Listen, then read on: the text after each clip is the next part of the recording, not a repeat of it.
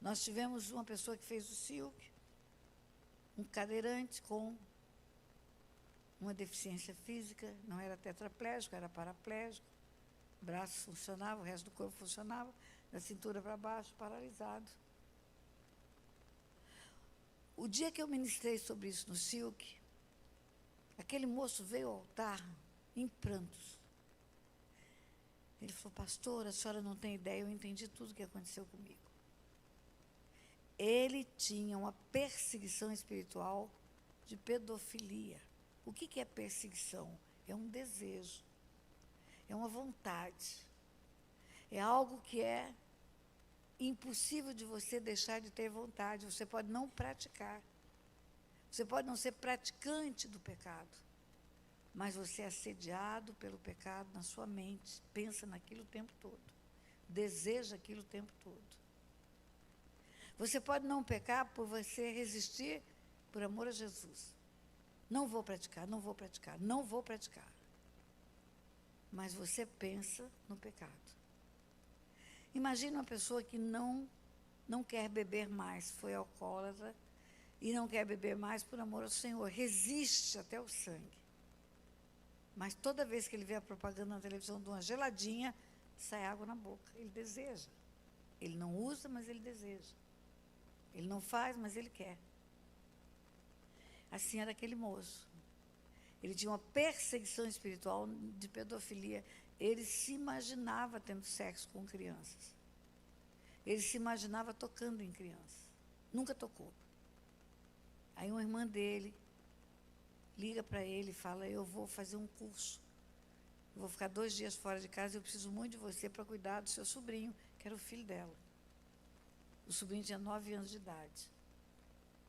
E eu vou precisar de você. Você não precisa ficar aqui na sexta-feira nem na segunda, porque eu vou sexta-noite, volto segunda de manhã, e deixo ele na escola, eu já pego ele na escola. Eu só preciso de você sábado e domingo. Pode me ajudar? Posso.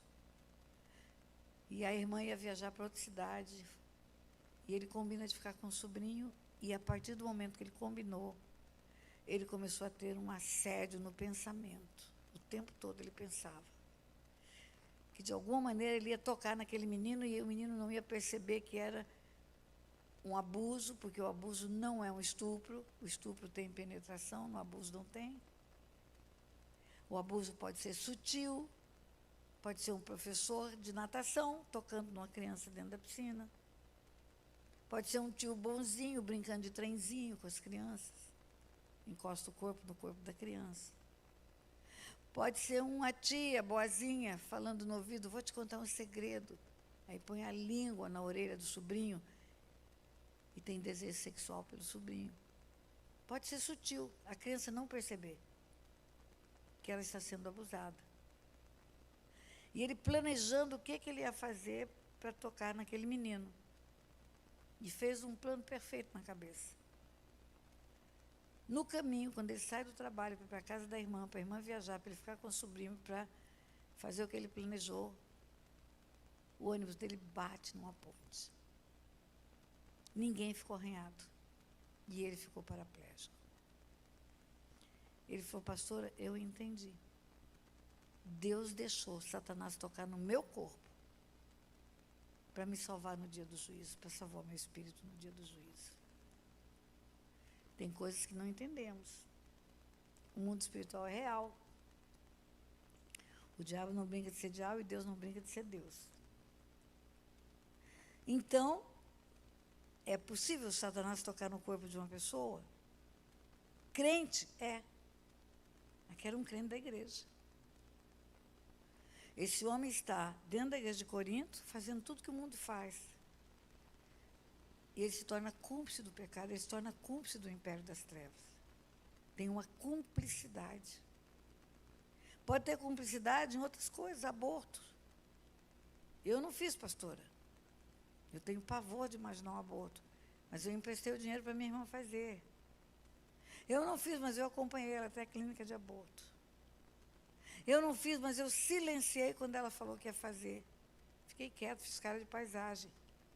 É cúmplice do pecado. Nós não somos chamados a fazer cara de paisagem. Nós somos chamados para ser atalaia. para condenar o pecado.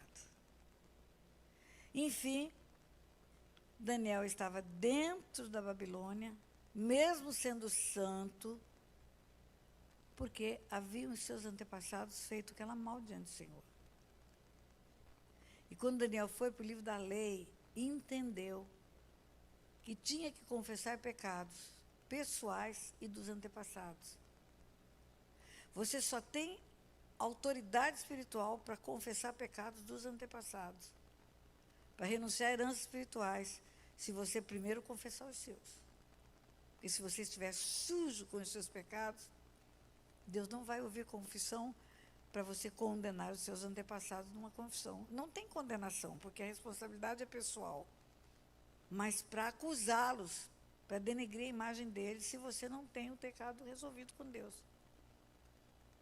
Tanto que no processo de libertação que fazemos no SILC, primeiro os atendimentos individuais, primeiro as coisas pessoais, e aí a última coisa é confessar pecados geracionais.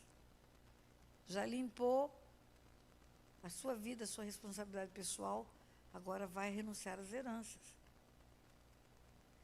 E no dia da confissão das heranças, muitas pessoas ficam livres, porque os espíritos familiares são os mais antigos. Foram os que abriram a porta para os novos demônios, porque eles começaram a influenciar aquela pessoa. Visitarei a iniquidade dos pais nos filhos. São espíritos que vão influenciando gerações. E Daniel entendeu. Você vai ler a confissão de Daniel, você vai ver que ele confessa que Deus tem razão, que é juiz de Deus, que Deus está fazendo o que é certo. Qual é a tendência do homem? Eu não tenho nada com isso, não fui eu que fiz. Foram meus pais. O Senhor nos faz saber que o mundo espiritual é legal. E na lei de uma herança física, material, o filho tem direito a receber a herança, independente de haver feito ou deixar de fazer alguma coisa. Se o pai que deixa a herança é um homem honesto, construiu um patrimônio pela honestidade, e os filhos são desonestos, não merecem, mas eles são herdeiros de qualquer maneira, porque o que faz o direito à herança é a legitimidade de ser filho. Não é ajudar a construir a herança. O inverso é verdadeiro. Se o pai é desonesto, constrói um patrimônio com desonestidade, lavagem de dinheiro, e os filhos são honestos, são pastores, eles são herdeiros, de qualquer maneira, do patrimônio que o pai construiu. Por quê? Porque não são herdeiros por fazer ou deixar de fazer alguma coisa. A Bíblia fala, sois filhos, logo sois herdeiros. Sois filhos, logo sois herdeiros. Sois filhos, logo sois herdeiros. O direito de herança decorre da legitimidade de ser filho só. Não precisa ajudar a construir o patrimônio, não precisa ajudar o pai a fazer o que é errado. E nem reprovar o pai no que é errado. A prova disso, quando você vê, por exemplo, o livro de Gênesis, a história de Noé. No capítulo 6 de Gênesis, Noé era um homem reto, justo, íntegro, andava com Deus. Deus escolhe Noé e resolve destruir toda uma geração. Arrependeu o Senhor de haver feito o homem, porque viu que grande era a maldade no coração do homem. E aí, no meio daquela geração pervertida e corrupta, encontra um homem íntegro, reto, que anda com Deus. Anda com Deus. O nome dele é Noé. E Noé tem 3 filhos, Sem, Cã e Jafé. Sem Cã e Jafé, Sem, Cã e Jafé. Entra na arca todo mundo. Todo mundo entra na arca. Noé e a sua casa, e a sua família. O projeto de Deus é sempre para a família inteira. Vem o dilúvio, as águas sobem, mata todo ser vivo na face da terra, as águas descem, e Noé sai da arca. E no capítulo 6, que ele era um homem íntegro, andava com Deus, no capítulo 9 ele é um bêbado, toma um porre, planta uma vinha, toma um porre, e fica nu dentro da tenda, pelado.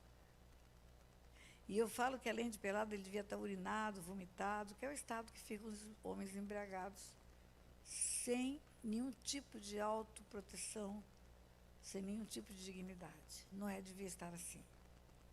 Aí o filho mais novo de Noé, chamado Cã, entra na tenda e vê o pai pelado, bêbado. Não protege o pai, não cobre o pai, não cobre a nudez do pai. Não fica na porta da tenda impedindo que alguém entrasse para ver também. O que ele faz? Ele sai da tenda e chama os irmãos para ver a vergonha do pai. Ele expõe o pai para os irmãos. Ele expõe a nudez do pai. Ele expõe a vergonha do pai, ele propaga, ele divulga o pecado do pai. Em direito existem crimes contra a honra. Calúnia, difamação, injúria. Calúnia é você falar de uma pessoa que ela não fez. Você inventa. E difamação, você falar o que ela fez. Você não tem o direito de expor uma pessoa, por pior que tenha sido o pecado dela. Não tem o direito. Você, por exemplo, como conselheiro, eu bato isso muito na tecla quando eu estou formando meus libertadores. O sigilo da confissão nos obriga a colocar no mar do esquecimento a história da pessoa. Um conselheiro só vai ser reconhecido como confiável se ele nunca abrir a boca, nunca falar do que aconteceu com a pessoa. Um homem que recebe uma pessoa confessando pecados, ou um médico que recebe uma pessoa confessando alguma coisa, ou um psiquiatra, eles têm obrigação legal do silêncio. Não pode quebrar o segredo da confissão, pode ser incriminado por isso, crime contra a honra. Mas o crente, um conselheiro cristão, não responde só diante dos homens, responde diante de Deus também. Se ele expor alguém e confessar para ele o pecado. Não pode abrir a boca, não pode falar para ninguém. Ele está recebendo uma confissão para tratar da pessoa. É difamação. E aí é crime contra a honra, punido com uma lei humana, e é crime contra Deus, é pecado contra Deus. Porque está fazendo o que Deus disse para não fazer. E aí, esse menino faz isso. Sai e chama os irmãos. Vão lá ver o pai, pelado na tenda, nu, bêbado. Os irmãos tiveram o conhecimento pela descrição do irmão mais novo, o estado do pai. Eles não viram, eles ouviram a descrição do estado do pai. E aí? Aí eles entraram de costas, com a capa nas costas, para cobrir a nudez do pai. E rosto desviado, está escrito na Bíblia, rosto desviado. Eles não olharam, entraram de marcha ré, cobriram o pai, porque eles queriam proteger o pai sem ver o pai. Eles não queriam que o pai, quando acordasse, tivesse vergonha deles. Eles não queriam que o pai soubesse o estado deplorável que ficou. Eles queriam proteger o pai, proteger o pai, proteger o pai. E quando Noé acorda, despertando Noé do seu vinho, está escrito, soube o que lhe fizera o filho mais moço. Ele deve ter acordado e falado, por que essa capa está aqui em cima de mim? Fomos nós, papai, que pusemos. E por quê? Porque o senhor estava num estado assim, assim, assim. E como que vocês souberam? O irmão entrou aqui, viu, e saiu e contou lá fora. Despertando Noé do seu vinho, soube o que lhe fizeram o filho mais moço. E profere uma maldição. Maldito seja Canaã. Maldito seja Canaã, maldito seja Canaã. Quem é Canaã na fila do pão? É neto de Noé. O pecado é do pai dele. O pecado é de Cã. Canaã é filho de Cã. O pecado não é dele, a herança é dele. Visitarei a iniquidade dos pais nos filhos, não é dos pais nos pais. É dos pais nos filhos, dos pais nos filhos, dos pais nos filhos. Ele é filho do que fez errado. A maldição vem para ele agora. E quando você continua lendo a história, você vai ver que a terra de Canaã, os cananeus descendem de Canaã. A maldição destruiu uma terra inteira, inteira. Os descendentes de Canaã são os cananeus, que Deus quis exterminar da face da terra, porque tomou caminhos errados. Pastora, mas não tinha ainda os 10 mandamentos. Foi lá nos 10 mandamentos que Deus escreveu: visitarei a iniquidade dos pais e dos filhos. Verdade. Mas essa lei sempre existiu em Deus. O mundo espiritual é legal e a justiça é a base do trono de Deus. O juízo e a justiça são a base do trono de Deus. São a base do trono de Deus. Ele não tinha publicado os 10 mandamentos, mas essa já era a lei que existia nele. Por que eu estou dizendo isso para você? Porque Daniel estava preso, descobriu que estava preso por causa dos pecados dos seus pais. Não era ele que tinha feito errado, mas os seus pais tinham feito errado. E Deus visita a iniquidade dos pais nos filhos, dos pais nos filhos. Por isso ele foi confessar os pecados. Não para que o pai tivesse o perdão. A confissão do pecado não é para que venha o perdão para o pai que pecou, mas para reconhecer o pecado, reconhecer por consequência a herança e renunciar a ela. Daniel entendeu tudo isso, sabe o que era, entendeu tudo e fez isso. Daniel 9, então, no primeiro ano de Dario, filho de Assuero, da linhagem dos persas, dos medos, qual foi ungido rei sobre o reino dos caldeus, no primeiro ano de seu reinado, eu, Daniel, entendi pelos livros, entendeu tudo. Confessou o pecado. O que aconteceu? Houve a libertação. Deus usa Ciro, o rei da Pérsia, para invadir a Babilônia e tirar o povo de Israel que estava preso lá. Deus usa ímpio. Vou usar meu servo Ciro, ele fala. Mas Ciro era um homem ímpio, não era do meio do povo de Deus. Mas Deus usa pessoas. Ele usa quem ele quer. E ele usou Ciro, rei da Pérsia, porque a Pérsia invade a Babilônia e termina o cativeiro daquele povo. Agora Daniel está servindo na Pérsia. Daniel é um homem idoso, Daniel é um homem sábio, é um profeta. E eu tenho dito todo o tempo que Deus não fará coisa alguma sem primeiro anunciar aos seus servos, os profetas. Deus não fará coisa alguma sem primeiro anunciar aos seus servos, os profetas. E capítulo 10 começa assim: no ano terceiro de Ciro, rei da Pérsia, foi revelado uma palavra a Daniel, cujo nome era Beltesazar, uma palavra verdadeira concernente a um grande conflito. E ele entendeu essa palavra e teve o entendimento da visão. Ele sabia que Deus estava fazendo revelação de coisas futuras para ele. Ele sabia que Deus estava falando coisas do futuro para ele. Por causa disso, vem o jejum de 21 dias. Igreja do meu Pai, igreja do meu Senhor Jesus. Nós temos que deixar as nossas meninices como igreja. O que você está fazendo? Jejum de Daniel. Para quê? O jejum de Daniel é para ter revelação de coisas do tempo do fim. É esse o motivo do seu jejum? Se o seu jejum não é com esse motivo, então não é do Daniel, é o seu jejum com o motivo que você tem especial diante de Deus. Pergunta para Deus o que você vai fazer de jejum. Deus não repete as coisas na Bíblia, queridos. Para derrubar a muralha de Jericó foi uma estratégia, para vencer os amonitas com o Gideão foi outra estratégia, para cada um uma estratégia. Deus não fica repetindo as coisas. Aí todo mundo quer fazer o jejum de Daniel, 21 dias só vou comer o que não é desejável. Isso não é o jejum de Daniel. O jejum de Daniel tinha um propósito: entender as coisas futuras, as coisas do tempo do fim. Continua o texto. Naqueles dias eu, Daniel, estava pranteando por 3 semanas inteiras. Nenhuma coisa desejável comi, nem carne nem vinho entraram na minha boca, nem me ungi com unguento, até que se cumpriram as 3 semanas completas.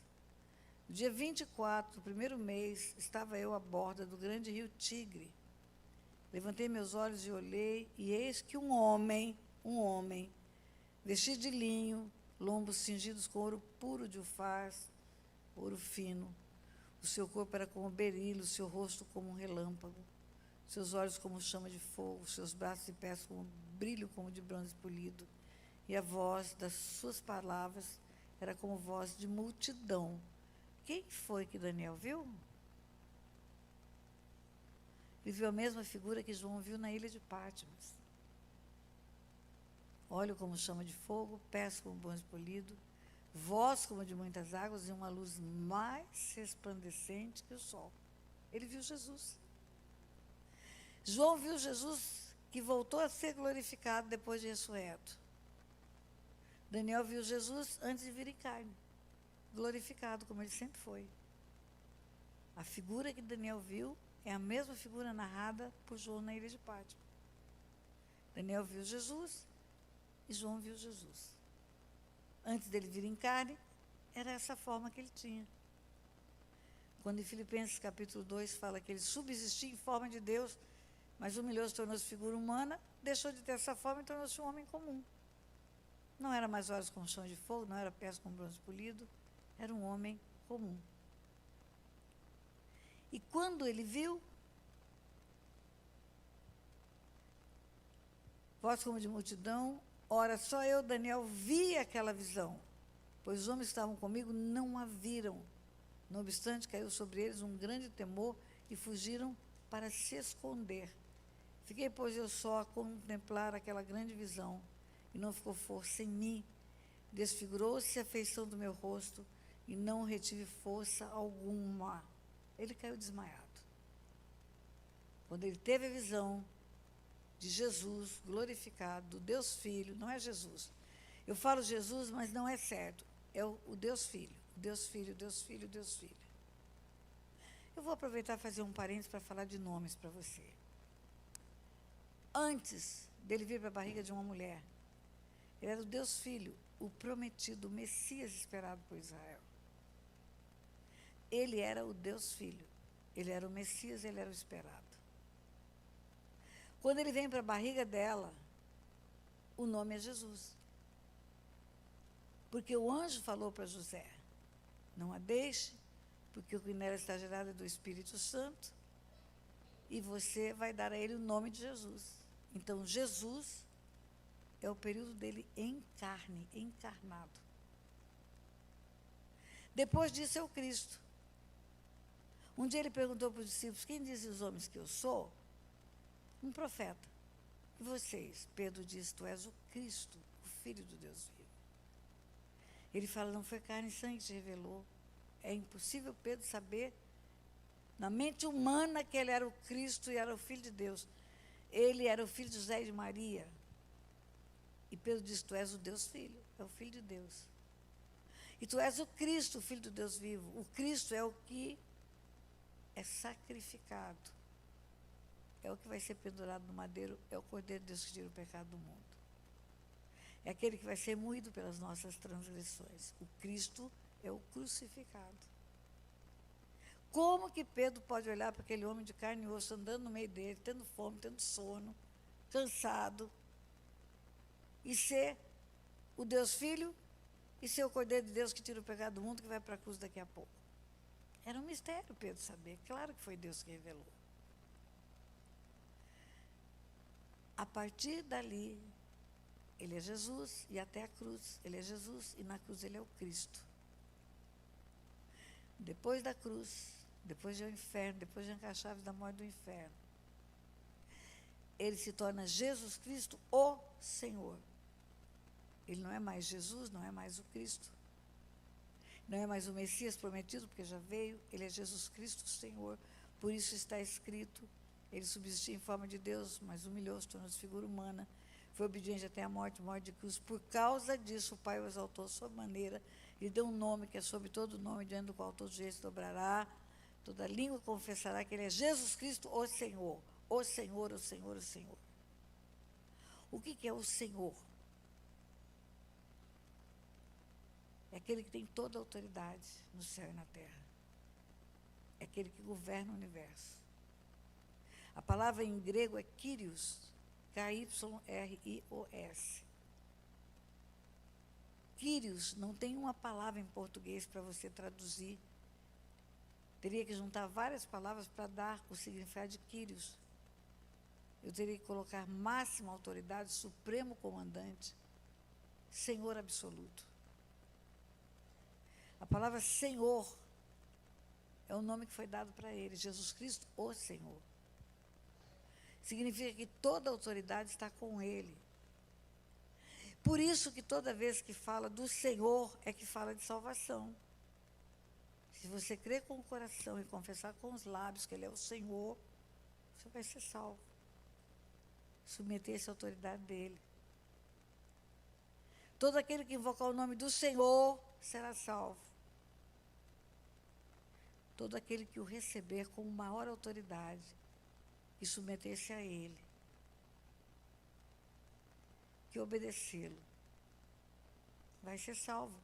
Ele é salvador dos que obedecem.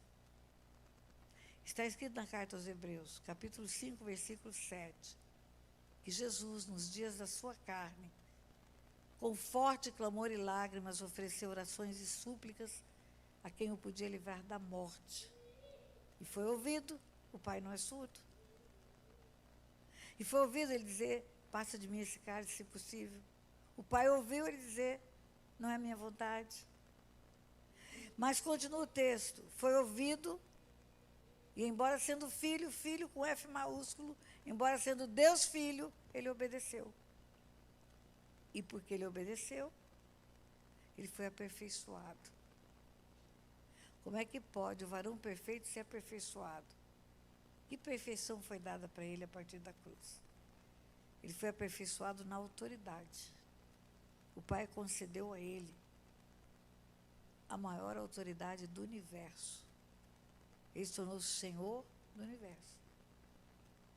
E termina o texto.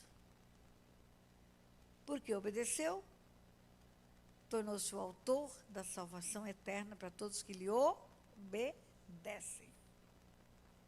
Ele não é o autor da salvação de todo mundo que tem o nome no hall de membro da igreja.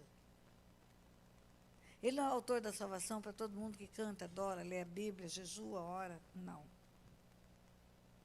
Ele é o autor da salvação para todos aqueles que lhe obedecem, que se submetem à autoridade do senhorio dele. Ele é o Senhor. Esse é ele depois da cruz. Antes é o Messias, o Filho de Deus, o Deus Filho. Na barriga ele é Jesus, na cruz ele é o Cristo. E ressurreto ele é Jesus Cristo, o Senhor. A maior autoridade do universo. Por isso que ele fala, não adianta você me chamar de Senhor e Senhor e não fazer o que eu mando. Não basta crer que ele é o Filho de Deus. Até os demônios creem, mas não obedecem. Na obediência tem recompensa. Quando o homem consegue dizer, não é o que eu quero, mas é o que eu vou fazer, porque o meu Senhor está pedindo isso para mim, ou está ordenando isso para mim. Aí sim, você está debaixo da proteção, do esconderijo do Altíssimo. Aí mal nenhum chega na tenda, praga nenhuma pega. Aí o diabo não tem poder para te tocar. Não tem retaliação nas suas guerras. Daniel, então, viu aquela visão, mas os homens que estavam com ele não viram. Por que não viram? Porque não estavam buscando. Você tem o entendimento e o conhecimento e o discernimento do que você busca. Do que você busca. Você quer mais? Deus tem mais para você. Se você não quer mais, está satisfeito com o que tem? Tudo bem. Não vai perder a salvação por causa disso. Mas não vai ter revelação dos mistérios do reino. Daniel queria saber as coisas do tempo do fim. E aí Daniel cai como desmaiado, não retive força alguma. Contudo, ouvi a voz das suas palavras, e ouvindo o som das suas palavras, caí num profundo sono com o rosto em terra. Caiu de bruço, com a cara no chão. Ele viu Jesus e desmaiou. Versículo 10. Eis que uma mão me tocou. Tem tradução que diz, certa mão me tocou. Era a mão de Jesus? Não. Porque se fosse a mão de Jesus, ele diria, e ele me tocou com a sua mão. Ele contou a figura que ele viu, E a continuidade seria, e aí ele me tocou com a sua mão. Certa mão me tocou, uma mão. Certa mão me tocou e fez com que eu me levantasse, tremendo, sobre os meus joelhos, sobre as palmas das minhas mãos. De 4, ele ficou de 4. Primeiro ele desmaiou, cara no pó. Aí, quando essa mão toca nele, ele fica de 4. E me disse, a pessoa que tocou nele, o ser, pessoa não, o ser que tocou nele, disse para ele, Daniel, homem muito amado, entende as palavras que te vou dizer e levanta-te sobre os teus pés, pois agora te sou enviado. Ao falar comigo ele essa palavra, pus-me de pé tremendo. Então, agora eu sei que foi um anjo. Enviado é um anjo. Os anjos são enviados da parte de Deus para dar livramento, para trazer notícias, para trazer recados, proteção. Foi um anjo que tocou nele. Ele desmaiou quando ele viu Jesus. Jesus sai de cena e um anjo ajuda ele a se levantar. E me disse, Daniel, homem muito amado, entende as palavras que te vou dizer? Levanta sobre os teus pés, pois agora eu te sou enviado. Ao falar comigo esta palavra, pus-me em pé, tremendo, está tremendo. Então me disse, não temas, Daniel, porque desde o primeiro dia em que aplicaste o teu coração a compreender e a humilhar-te perante o teu Deus, são ouvidas as tuas palavras. Por causa das tuas palavras eu vim. 21 dias você está jejuando, Daniel, 21 dias você está orando. Desde o primeiro dia, a sua oração está sendo ouvida diante de Deus. Desde o primeiro dia eu te fui enviado. 3 semanas atrás, eu fui enviado. Quando você começou esse jejum, eu fui enviado. Quando você começou o período de oração, eu fui enviado. Mas, toda vez que você encontrar mas na Bíblia, abre teus olhos. Mas o príncipe do reino da Pérsia me resistiu por 21 dias. E eis que Miguel, um dos primeiros príncipes, veio para ajudar-me. E eu o deixei ali com os reis da Pérsia. Agora vim para fazer-te entender o que há de suceder ao teu povo nos derradeiros dias, no tempo do fim, pois a visão se refere a dias ainda distantes. Presta atenção. Pérsia, Ciro, rei da Pérsia, pega a Babilônia, tira os cativos do cativeiro. Agora eles estão numa nação sem serem escravos. Deus dá uma folga para eles. Mas ainda é uma nação governada por um ímpio. Ciro, rei da Pérsia, é o ímpio. Não é um Nabucodonosor, não é um Assuero, não é um Dario, mas é um ímpio. Todo governo de um ímpio tem uma correspondência no mundo espiritual de um principado. Todo governo de um ímpio tem um principado correspondente. O que é um principado? É um anjo de alta patente. É um general de guerra. Existe uma hierarquia no mundo espiritual. Principados, potestades, dominadores desse mundo tenebroso, forças espirituais do mal nas regiões celestiais. Os principados são os generais. Eles não incorporam pessoas. Eles não andam na terra. Eles vivem em região celestial, estabelecendo influências nas nações. Quando o Ciro, rei da Pérsia, toma aquele povo, leva para a Pérsia, é um governo humano, o Ciro, mas correspondente ao Ciro tem um governo espiritual. Toda nação tem um governo espiritual. Toda nação. E o anjo que foi enviado para Daniel, no primeiro dia que ele começa a orar, tem a resistência do principado que governa a Pérsia. É isso que está escrito aqui. Desde o primeiro dia em que você se pôs a orar e a compreender, eu te fui enviado, são ouvidas as tuas palavras, por causa delas eu vim. Desde o primeiro dia em que aplicaste o teu coração a compreender e humilhar-te, perante teu Deus, são ouvidas as tuas palavras, por causa das tuas palavras eu vim. Mas o príncipe do reino da Pérsia me resistiu por 21 dias. E Miguel, um dos primeiros príncipes, veio para ajudar-me. E eu deixei ali com os reis da Pérsia. Então, no mundo espiritual, existe uma hierarquia espiritual entre os anjos caídos, de alta patente, impedem os anjos de luz a chegar até perto da gente. Você entende o que está escrito aqui? Anjo de luz é o enviado. e não consegue chegar, porque o anjo caído, que é um príncipe que tem uma patente maior, consegue impedir a chegada do anjo enviado por Deus. E quando ele fala, eis que Miguel, um dos primeiros príncipes, quem é Miguel? Miguel é um anjo de alta patente, igual o que foi expulso do céu, mas que permaneceu limpo diante de Deus. Não fez escolha errada. Miguel e seus anjos pelejaram e foi expulso o grande dragão, a antiga serpente, Satanás. Apocalipse 12, 7 conta que Miguel foi o que liderou a guerra no céu, que expulsou o anjo que virou Satanás. Miguel, então, tinha a mesma patente do anjo que rebelou-se contra Deus. É um príncipe. Miguel é um dos primeiros príncipes, um principado. O principado, quando ele está diante de Deus, está fazendo o que é certo, um anjo que está servindo a Deus, ele tem poder. E quando ele perde a presença de Deus, ele perde poder? Não. Só é um anjo fora da posição. É como um soldado que servia na polícia imperial, na polícia real, no governo, para combater o bandido. Aí ele vira bandido. Ele é atraído pelo crime e ele vira o rei do tráfico. Ele perde as habilidades dele? Não. Ele esquece como manusear uma arma? Não. Ele esquece a logística para perseguir? Não. Só que ele usa tudo para as trevas. Tudo para as trevas. Tudo para as trevas. Então, Miguel e esse anjo que se rebelou-se, e nós chamamos de Lúcifer, mas que a Bíblia chama de Satanás.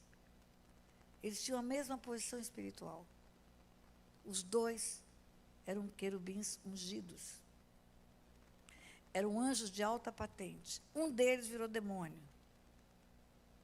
E ainda que seja um demônio, ainda que não esteja aprovado por Deus, o poder dele ele não perdeu. E ele tem poder de principado, de príncipe. Então, esse anjo que veio trazer a mensagem para Daniel, dos mistérios do tempo do fim, que Daniel queria saber, e jejuou por causa disso, veio entregar o que Daniel queria saber, e o anjo veio em resposta ao jejum de Daniel. No primeiro dia que você se pôs a orar e começou o seu jejum, eu vim, mas eu não consegui chegar, porque o príncipe do reino da Pérsia me resistiu por 21 dias. O principado de trevas que governa sobre Ciro, rei da Pérsia, criou um bloqueio para o anjo trazer a mensagem, para Daniel ter resposta. Mas, ele diz, mas, eis que Miguel, um dos primeiros príncipes, veio para ajudar-me. E furou o cerco. Por isso, eu entendi. Nessa versão diz assim, e eu o deixei ali com os reis da Pérsia, com o principado da Pérsia. O anjo está contando para Daniel. Veio o príncipe, que é Miguel, e eu deixei ele com o príncipe da Pérsia, eles que se entendam príncipes com príncipes, e eu vim te dar o recado. É isso que está dizendo aqui. Eu quero fazer um teatro aqui. Vamos fazer essa cena para você entender o que aconteceu? Então, eu quero um que representa Daniel, eu quero um que representa o principado da Pérsia, eu quero um que representa o anjo de luz, e eu quero um que representa o príncipe Miguel. Então, eu quero 4 rapazes aqui. 4 rapazes. 1, 2, 3 e já.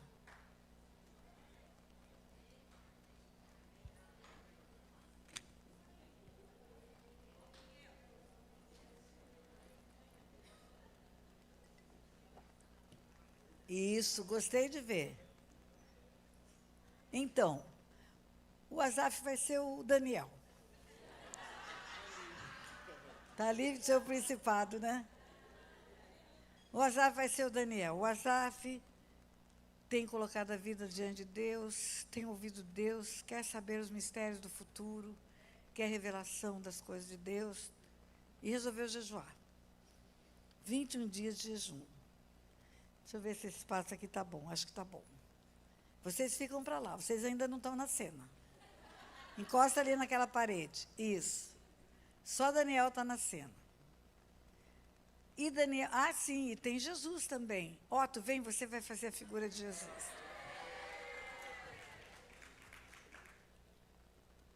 Você vai fazer. E Daniel, em jejum, tem a visão de Jesus. Chega aqui, Otto, chega aqui.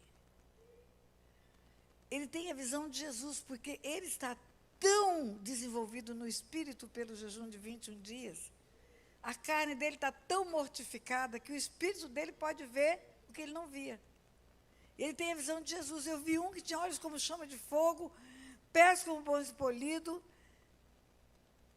e uma luz mais resplandecente que o sol. E quando eu vi, eu caí por terra, caí desmaiado com o rosto no chão. Isso. Pronto, caiu. Jesus sai de cena. Aí vem o anjo, você vai ser o anjo. É. Aí vem o anjo, toca no ombro dele. Isso. Acorda ele, toca no ombro dele. Agora ele fica de quatro. Pés e joelho, isso. Tremendo. Ele ainda está sob efeito da visão.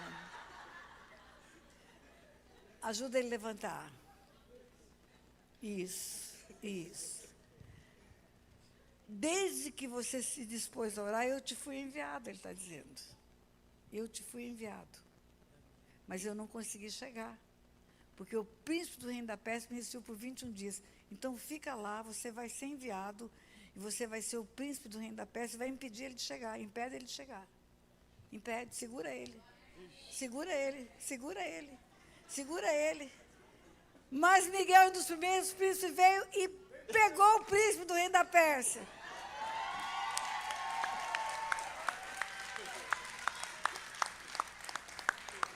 Você entendeu o que está narrado?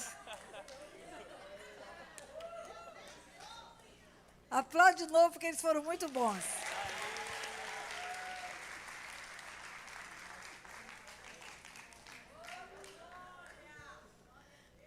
Então, isso nos ensina o que do mundo espiritual? O que isso nos ensina do mundo espiritual? Que existem níveis de batalha. Existem níveis. Batalhas em que o nosso inimigo é um principado, não é para guerrear do mesmo jeito que guerreia para expulsar o demônio de uma pessoa. É outra guerra, é outro nível de guerra. O requerimento que Deus envia anjos de alta patente é da maior importância. Contra um general não vem um soldado raso.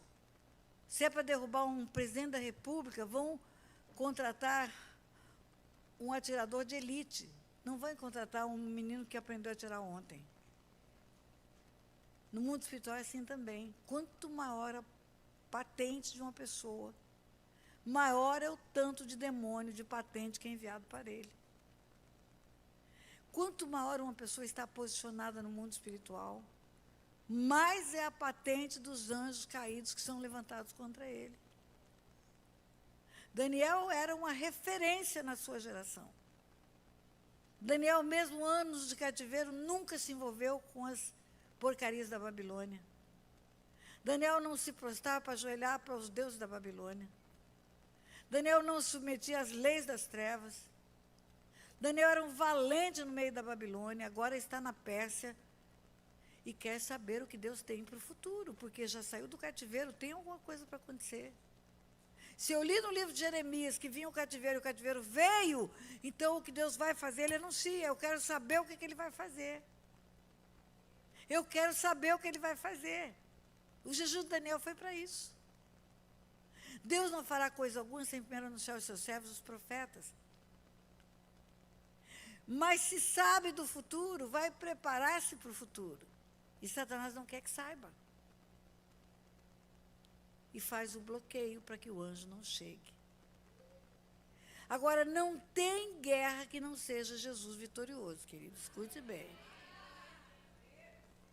seja com um principado, seja com potestade, seja com dominadores desse mundo tenebroso, seja força espiritual do mal, a vitória sempre vai ser de Jesus. Só que a igreja não pode brigar como criança, desconhecendo as leis espirituais. As leis espirituais, elas vão nos dar a convicção do tamanho da batalha. E vão nos dar as armas certas para a batalha.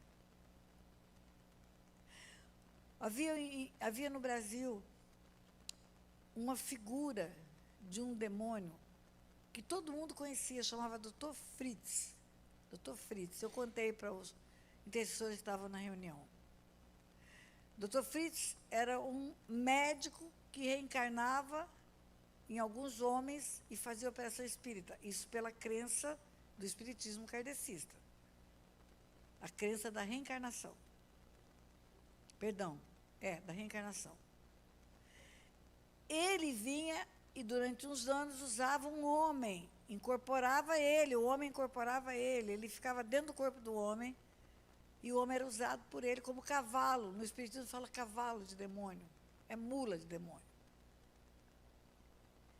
E a natureza de Satanás é matar, roubar e destruir. Ele já tinha matado três homens que foram usados por ele para incorporar o Dr. Fritz, que era o nome do demônio, já tinham sido mortos em acidentes de carro. É assim que ele matava os cavalos dele.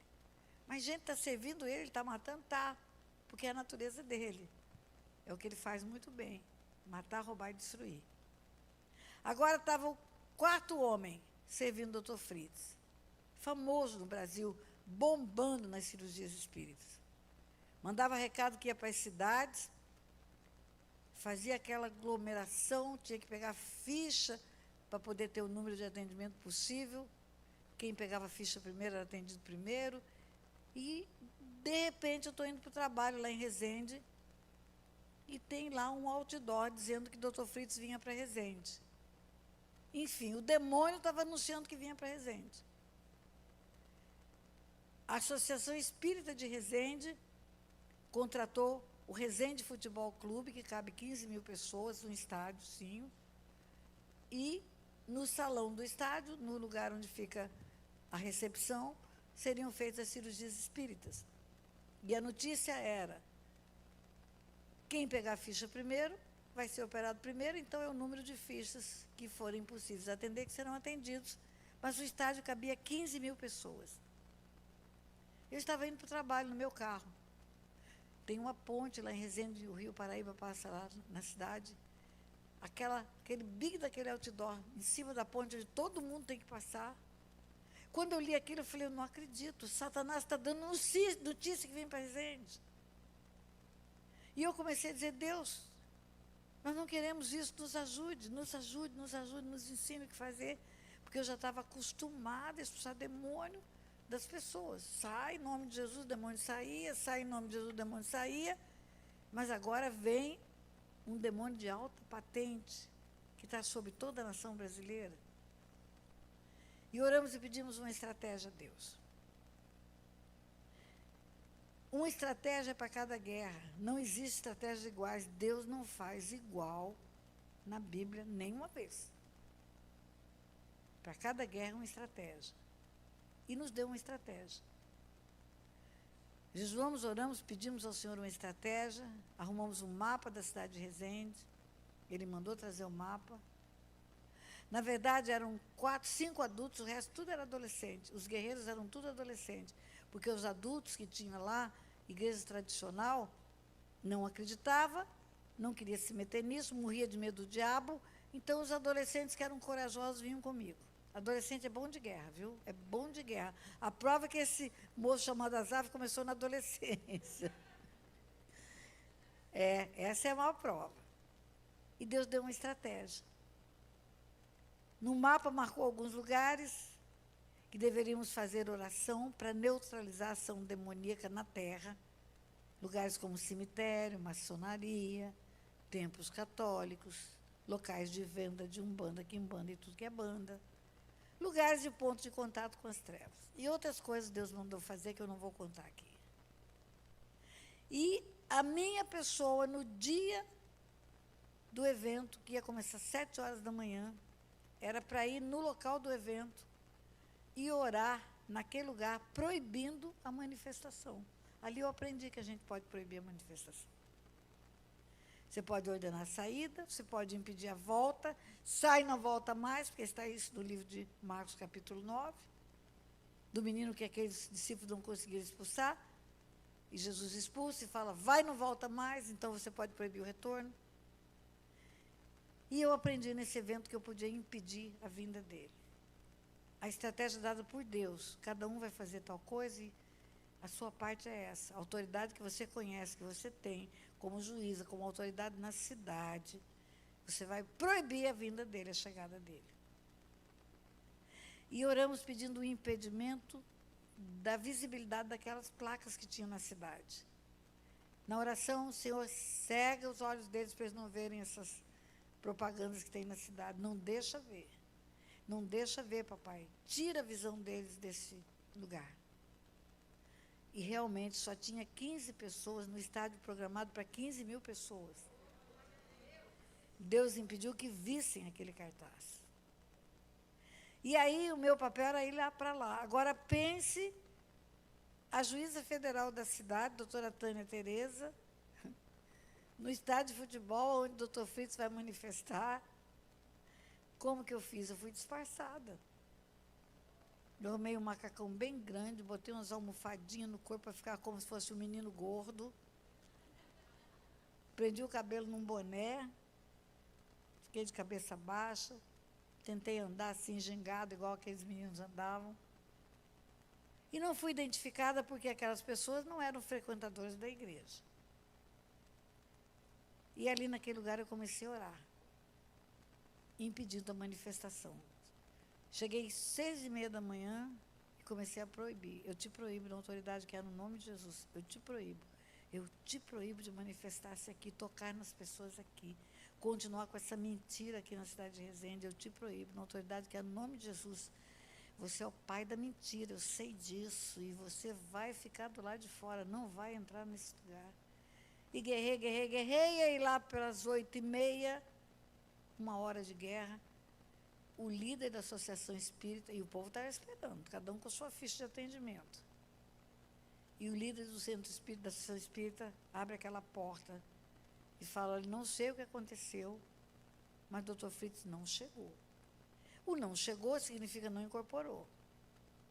O cara está lá no quarto pedindo que ele entre no corpo dele. O cara está lá no quarto ofertando o corpo dele para aquele demônio entrar. Não sei o que aconteceu, mas o doutor Fritz não chegou. Então, nós vamos suspender o evento e, daqui 15 dias, em Barra do Piraí é perto de Resende.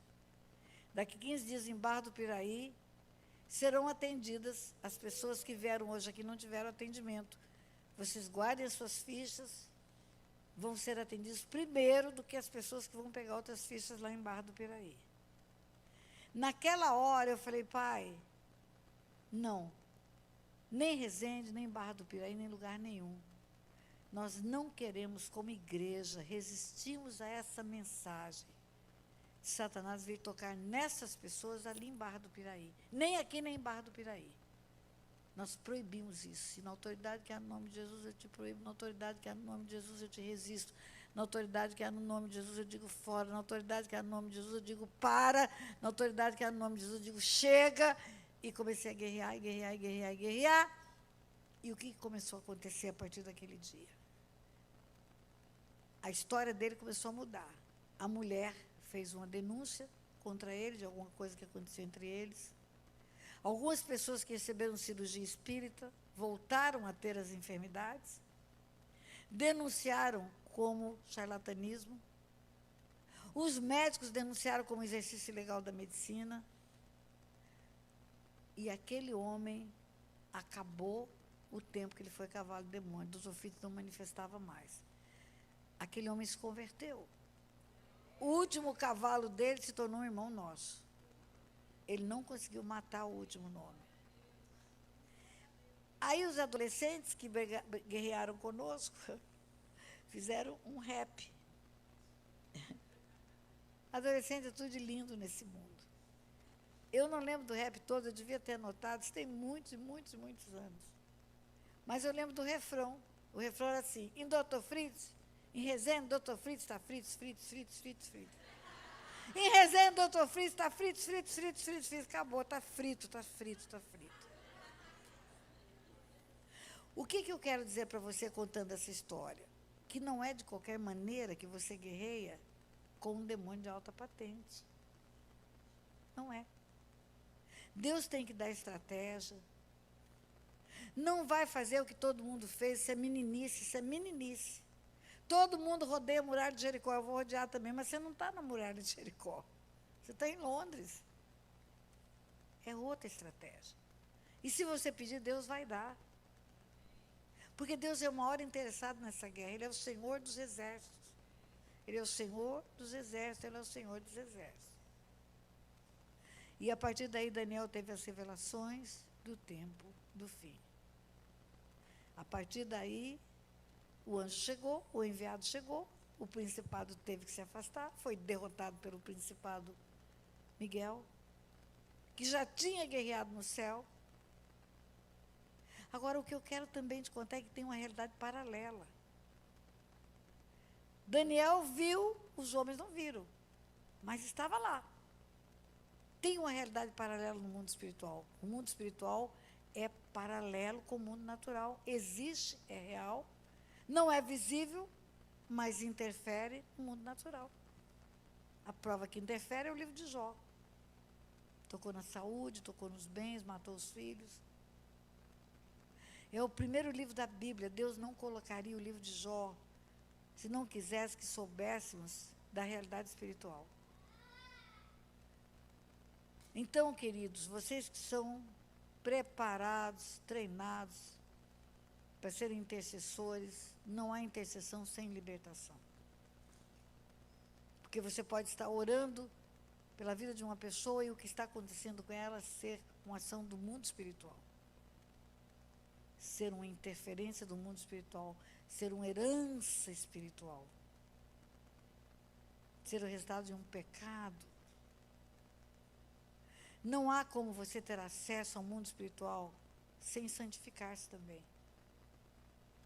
Por que Daniel pôde passar por tudo isso e ver tudo isso? Porque ele escolheu ser santo desde a adolescência dele. Ele escolheu ser separado. Separado. E eu tenho certeza que algumas pessoas aqui estão sendo separadas por Deus para a batalha final. Tem uma batalha final. Vai acontecer. Isaías fala dessa batalha final, Isaías fala tudo. A batalha final, Isaías narra o seguinte, olha isso.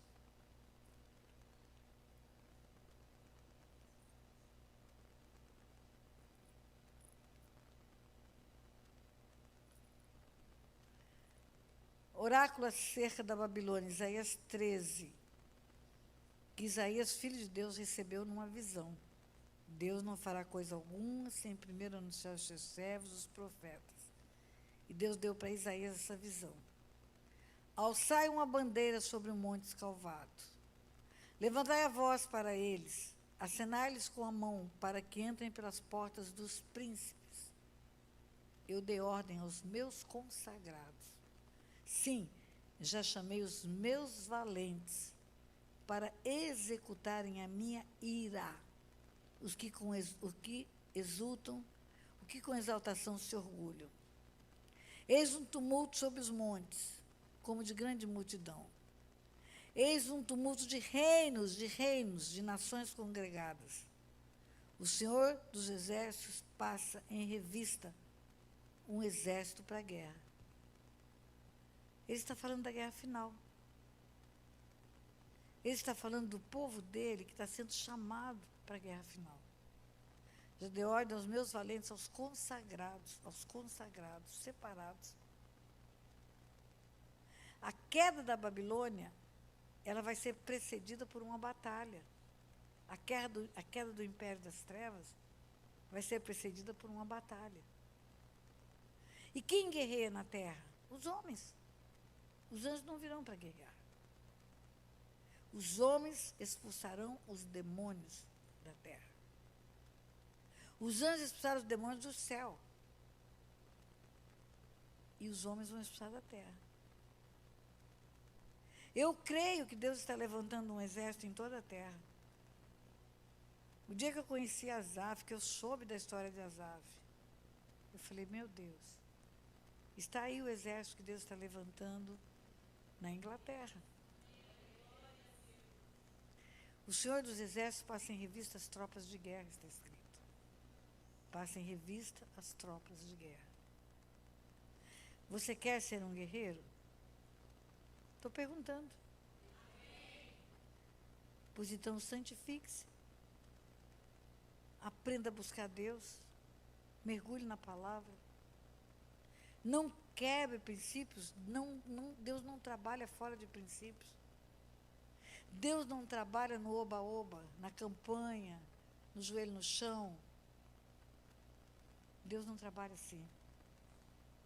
O profeta Samuel estava orando por Saul. Deus falou, não ora por ele, que eu não escuto sua oração. Deus não tem prazer em brincadeiras de campanha. Deus tem prazer na obediência. O alinhamento com o céu, com as coisas de Deus.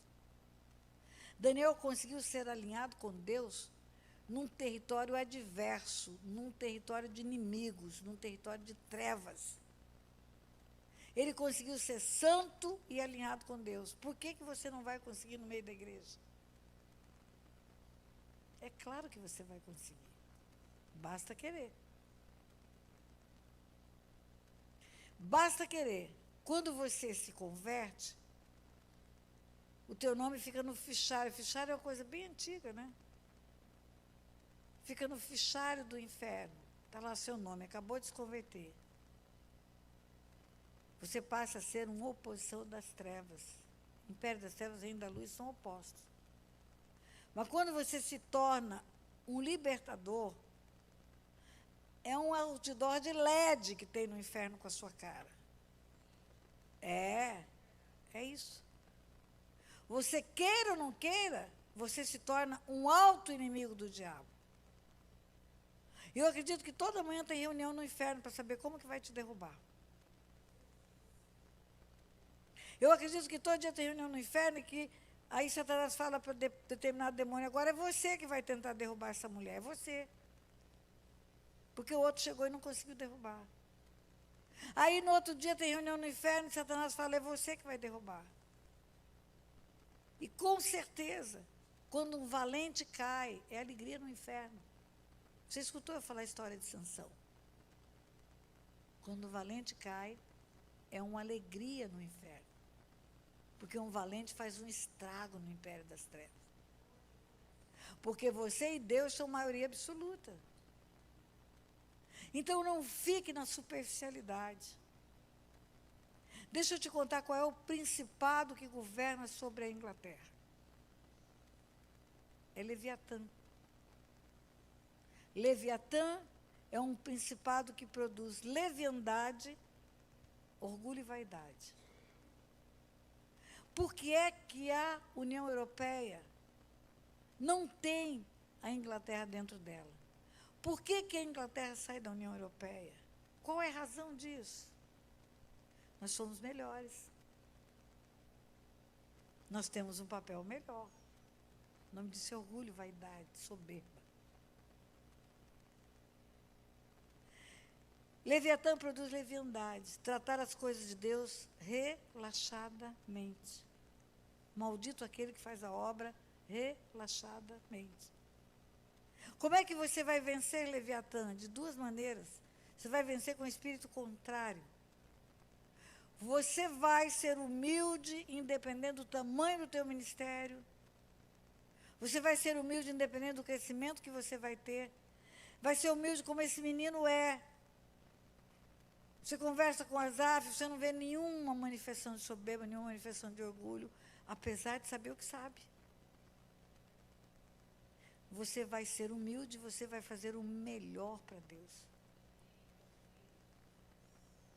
Tudo que você fizer, faça como para o Senhor. Eu vou dar o meu melhor para Deus. ele vai ter o melhor de mim. Se você conseguir levantar um exército assim, nesse lugar, você derruba esse principado. Você derruba esse principado. Um exército de pessoas humildes e que fazem a obra do Senhor com paixão. Paixão. Paixão pelo Senhor. Paixão pela libertação das vidas. Paixão pela pregação do Evangelho. Aí esse principado vai ter a espinha dorsal arrebentada, ele não vai ficar. Aí o que vai acontecer? A União Europeia vai ter de volta. Vai ter de volta. Vai acabar a restrição para você sair e voltar desse lugar. As coisas vão mudar. Jesus era tão simples, eu falei hoje ou ontem, não lembro. E quando Judas chega para apresentá-lo para os soldados, fala, eu vou dar um beijo nele, para vocês saberem quem ele é. Ou seja, ele era tão comum, tão parecido com os discípulos, que tinha que beijar ele para mostrar quem ele era.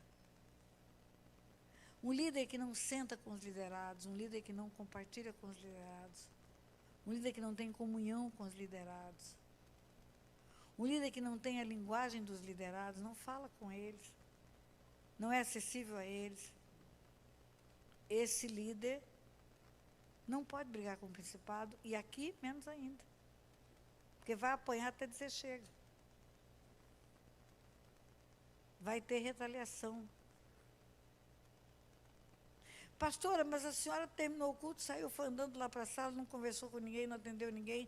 Sabe por que eu não atendi ninguém? Porque vocês têm aqui um ministério que atende.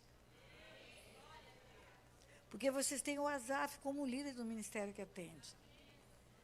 Falar com o Azaf é falar com Tânia Tereza. É. Não precisa vir para mim, vai para ele. Vocês têm um tesouro aqui nessa terra. Amém? Quer fazer alguma pergunta ou encerramos, Azaf? No telão está dizendo que eu tenho que encerrar. O telão está mentindo? Eita! A mentira é filha do diabo, lembra? Eu vou dar oportunidade para 3 perguntas, porque eu preciso descansar também. E arrumar minhas malas, porque amanhã cedo, ó, eu zarpo.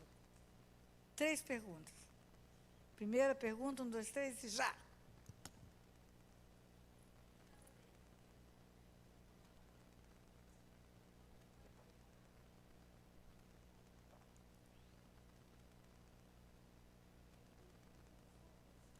Eu acho que precisava do microfone para ela, né? Leva lá, Simone, e traz de volta para mim. Ou então vem aqui, pergunta aqui.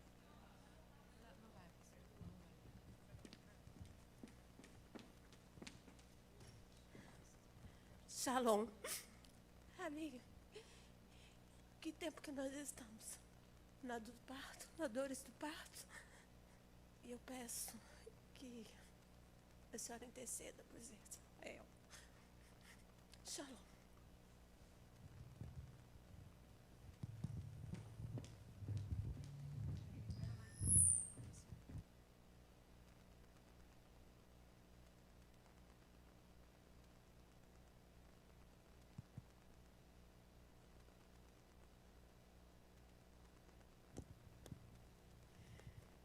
Israel é o relógio de Deus. Israel é a nação escolhida por Deus. É lá que volta o Messias. Ele vai entrar em Israel. Nós temos que orar por Israel. Deus fala isso na palavra dele. Israel sobrevive por um milagre, porque está rodeada de inimigos. Mas a promessa de Deus é que os inimigos todos serão derrotados. Vamos orar por aquela terra. Pai, em nome de Jesus, no poderoso nome do teu Filho Jesus, nós colocamos diante do teu trono de graça a nação de Israel. Senhor é o povo escolhido pelo Senhor. O Senhor fala, Israel é o meu povo.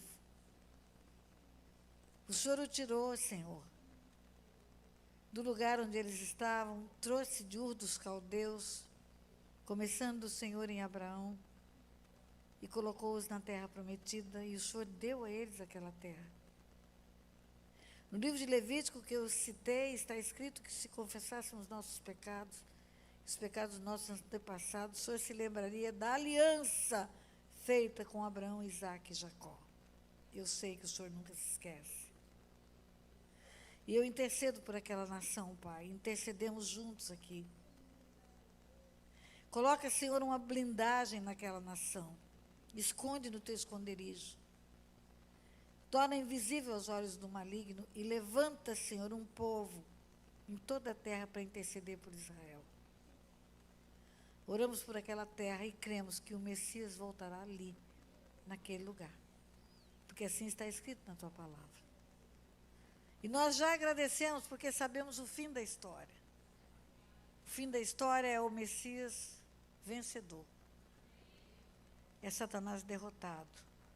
É preso num lago de fogo e de enxofre. E todo olho verá e toda língua confessará que Ele é o Senhor, que Ele é o Senhor, que Ele é o Senhor, que Ele é o Senhor. Que Ele é o Quírios, que Ele é a maior autoridade do universo. Até aqueles que o transpassaram, está escrito na tua palavra.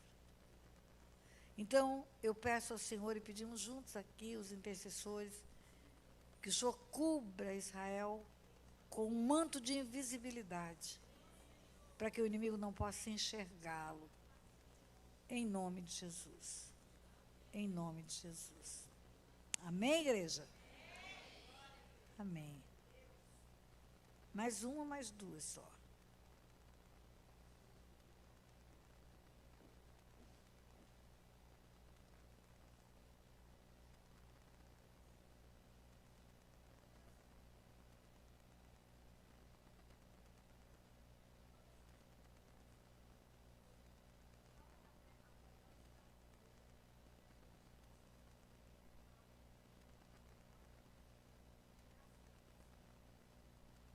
Eu não estou ouvindo.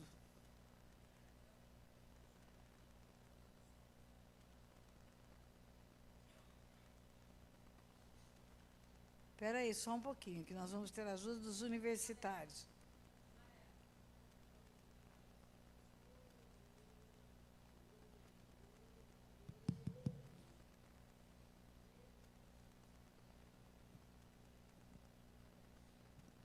Pronto, agora sim. Com toda a sua experiência de libertadora, qual é a melhor estratégia para interceder, para libertar um jugo desigual, né, que vem de uma geração de famílias espíritas? Como vencer isso? Como guerrear? Qual é a melhor estratégia, a melhor forma de guerrear para que esse jugo desigual não venha matar o chamado da gente? Você está fazendo uma pergunta pessoal. Pessoal, é claro. sim. Então, vamos lá. Tem duas perguntas numa pergunta sua. Primeiro, como interceder para que quebre o jugo desigual? Arrependimento e confissão. Casou-se em jugo desigual, tem que pedir perdão a Deus, porque Ele diz que não é para casar em jugo desigual. Ele diz, escolha dentre os filhos do meu povo, não case com filho de Deus estranho. Mas vai que quando aconteceu, eu não conhecia Deus ainda. Estava perdida nas trevas e fazendo tudo errado. Agora vai depender da misericórdia de Deus. A misericórdia é a causa de não sermos consumidos, se renova a cada manhã. É clamar para que Deus tenha misericórdia. Ele fala, não se glorie o rico na sua riqueza, o sábio na sua sabedoria, o forte na sua força, mas o que se gloriar, glorie-se em me conhecer e saber que eu faço misericórdia, justiça e juízo da terra. Então, primeiro ele faz a misericórdia, era ignorante, fez o que era mal perante o Senhor, porque não conhecia a verdade. Então, agora eu vou clamar a misericórdia de Deus. Vou pedir que Deus venha a meu favor e me ajude na conversão do meu marido. Outra pergunta que está embutida é a guerra. É preciso guerrear. Uma pessoa que está no espiritismo, ela está presa espiritualmente. O espiritismo é um engano da reencarnação. O kardecismo é um engano da reencarnação. Estivemos na França recentemente, conseguimos que 3 franceses convertidos pedissem perdão a Deus pela criação da teologia do espiritismo kardecista. É guerrear. E guerrear pela salvação do teu marido. Assiste um vídeo meu no YouTube intitulado Autoridade Espiritual. Você vai ver que na guerra eu ganhei toda a minha família para Jesus. A luta não é com o seu marido, a luta é com os demônios que vieram com ele. É guerrear. Interceda por ele. Para Deus você intercede, para o demônio você guerreia.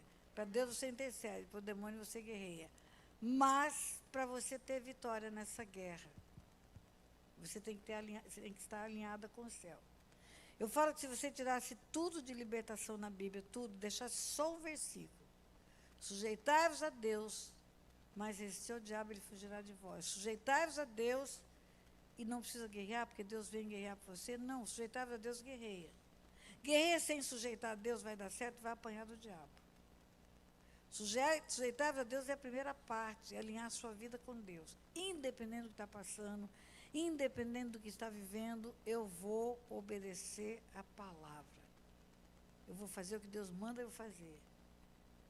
Meu marido é espírita, eu vou honrar meu marido? Vou.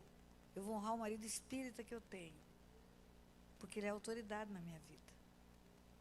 Ele é a cabeça da minha casa. Mulher, vai ter o evento de mulheres lá com a pastora Tânia Tereza e você precisa ir. Meu marido não quer que eu vá. Meu marido é um homem duro. Meu marido me segura em casa. E aí ela vai. E ela pergunta para a pastora Tânia, o que eu faço com esse marido? Que me oprime dentro de casa, que não me deixa fazer o que eu quero. Ele não queria que eu estivesse aqui. Você devia ter ficado em casa. Você devia ter obedecido. E chegar para ele e falar, marido, vai ter uma reunião lá e vai tratar dos assuntos de Deus, e eu gostaria de ir muito, muito, muito. Eu desejo profundamente estar lá, mas o Deus que vai ser honrado naquela reunião, manda eu te obedecer. Por isso eu vou ficar em casa, com vontade de estar lá. Aí o marido vai olhar e vai falar, mas não é que esse Deus é bom? Mandou minha mulher me obedecer? Eu vou querer saber o que mais esse Deus fala. É isso que diz que a mulher santa santifica a casa. Ela aplica a palavra de Deus na vida dela. Quando ela aplica a palavra de Deus na vida dela, melhora a vida dela e a vida da família. Então, o meu conselho é obedeça ao Senhor e guerreie. Obedeça ao Senhor e guerreie. Interceda por Ele, obedeça ao Senhor e guerreie. Interceda por Ele, obedeça ao Senhor e guerreia. A oração do justo pode muito em seus efeitos. Última pergunta.